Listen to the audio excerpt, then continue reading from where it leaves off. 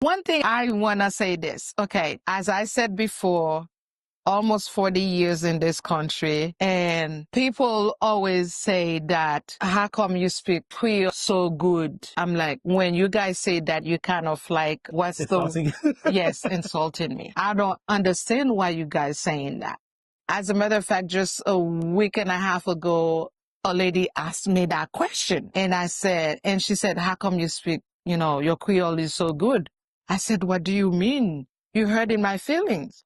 And she said, no, because I have my sister-in-law been here maybe 10 or 15 years. She can barely speak Creole. I said, she just fronting. That's my thing.